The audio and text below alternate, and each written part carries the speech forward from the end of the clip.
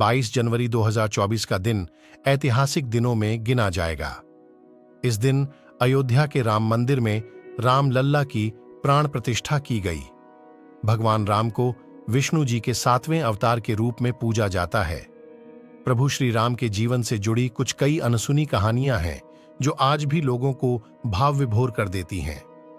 श्री राम के जन्म की कथा के बारे में तो सभी को पता है, लेकिन क्या आप जानते हैं कि श्री राम की मृत्यु कैसे हुई थी?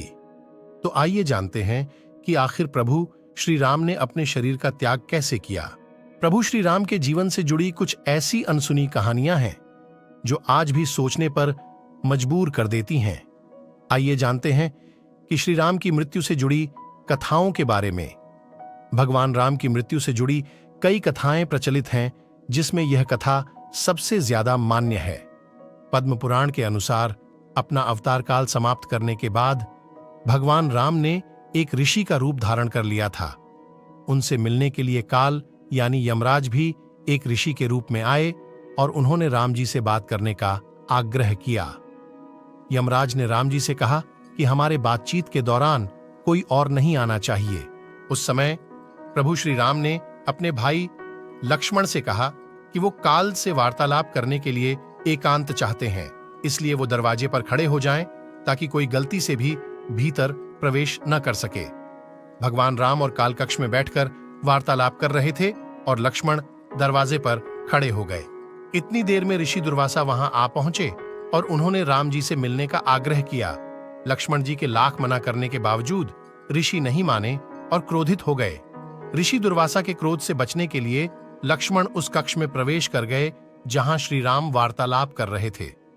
बिना अनुमति के लक्ष्मण के प्रवेश पर श्री राम बहुत क्रोधित हुए।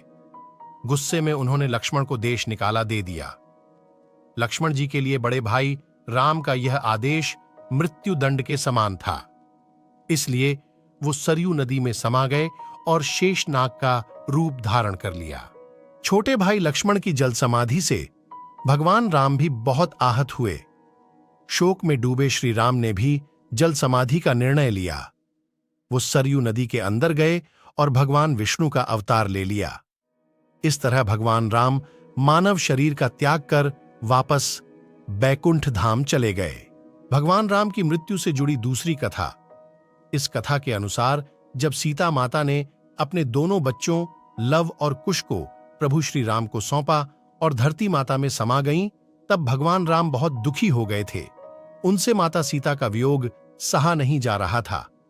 पौराणिक कथाओं के अनुसार प्रभु श्री राम ने यमराज से प्राण छोड़ने की अनुमति मांगी। यमराज की सहमति लेकर भगवान राम ने सरयू नदी में जल समाधि ली।